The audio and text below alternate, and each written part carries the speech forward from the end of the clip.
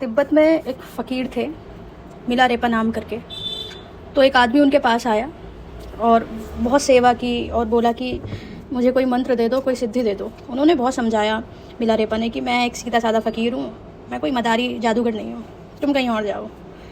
ऐसे मदारी भी हो चुके हैं जो बहुत बड़े फ़कीर रहे हैं, तुम वहाँ चले जाओ, क्योंकि मैं तो सीधा साधा आदमी हूँ। लेकिन वो नहीं माना। अब वो जब मान नहीं रहा है तो उसे पिंड छुड़ाने के लिए उन्होंने क्या करा, उन्होंने कागज़ पे एक मंत्र दे दिया और कहा कि जाओ इसे ले जाओ, आज पूर्णिमा की रात है, तुम एकांत में बैठ जाना, इसका 5 दफ़े पाठ कर लेना, तुम्हारे पास अद्भुत शक्तियाँ आ जाएंगी और तुम जो चाहोगे वो हो जाएगा। वो भागा, इसी के लिए आया था। फिर साधु को उसने धन्यवाद भी नहीं दिया, पैर भी नहीं छुए। रोज़ वो कई दफ़ा छूता था।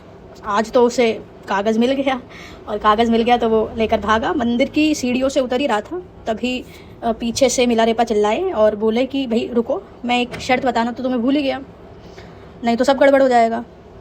जब तुम उसे याद करो तब बंदर का ख्याल तुम्हारे मन में नहीं आना चाहिए, कोई स्मरण नहीं आना चाहिए बंदर का। बस इतना ही ख्याल रखना है तुम्हें, और कोई तकलीफ़ नहीं है और कोई प्रॉब्लम नहीं है। वो बोला कि आपने भी क्या फिजूल की बात कही है, मेरी ज़िंदगी बीत गई, आज तक मेरे को बंदर का कभी ख्याल आया ही नहीं। तो उसने कहा कि बस सब ठीक है, फिर तो तुम सिद्ध हो जाओगे, कोई टेंशन नहीं है। और वो सीढ़ियों पर था और वो सीढ़ियाँ पूरी भी नहीं उतर पाया कि बंदर का ख्याल उसके मन में टमटमाया। बंदर आँख मटकाए, सर हिलाए, वो भीतर से भगाए उस बंदर को, राम राम भी जपे, जो भी करता है सब तरह की कोशिश करे, लेकिन बंदर है कि बिल्कुल स्पष्ट होने लगा, बिल्कुल क्लियर उसको दिखने लगा। अब वो कल्पना ना रही, वो बिल्कुल उसके पास ही दिखाई पड़ने लगी। वो पूंछ भी लाता है, अब वहीं बैठा है बंदर अब भीतर। वो बड़ा घबराया कि ये क्या हुआ। वो जब तक घर पहुंचा तब तक बंदर बिल्कुल जिंदा चीज़ बन गई।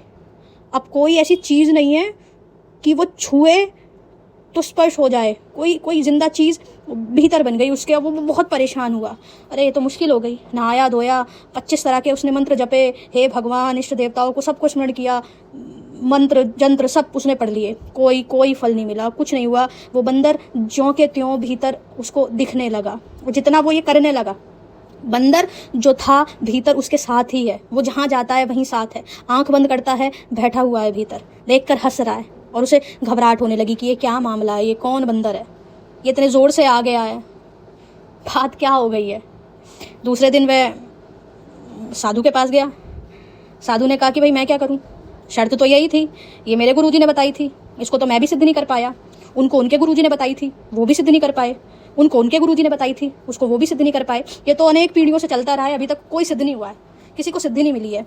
तो इस कहानी का कुल मिलाकर इतना मतलब है कि आप जिस चीज़ से भागोगे वो आपके पीछे उतना ही और पड़ जाएगी। आप स्त्री से भागोगे, स्त्री सजीव हो जाएगी आप में, धीरे धीरे जीवित हो जाएगी, नाचने लगेगी, सामने निकट आने लगेगी, है ना। तब हमें ये समझ में आएगा कि ये जो अप्सराएं हैं वो इंद्र नहीं भेज रहे हैं, ऐसी कोई बेवकूफ़ी नहीं चल रही है, ये सब हमने अपने आप पैदा किए हैं।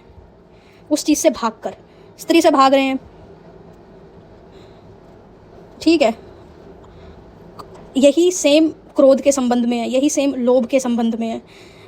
दबाना, दमन करना कोई छुटकारा नहीं है। दमन से तो हम अपने हाथों से अपनी मौत में फंस रहे हैं। दमन कोई रास्ता नहीं है, दमन कोई मार्ग है ही नहीं। विसर्जन करना होता है हमें, और विसर्जन के लिए लड़ना नहीं पड़ता, जीवन की शक्तियों को समझना पड़ता है, अंडरस्टैंडिंग की ज़रूरत है, सप्रेशन की नहीं है, ठीक है। और दैट्स इट, थैंक यू।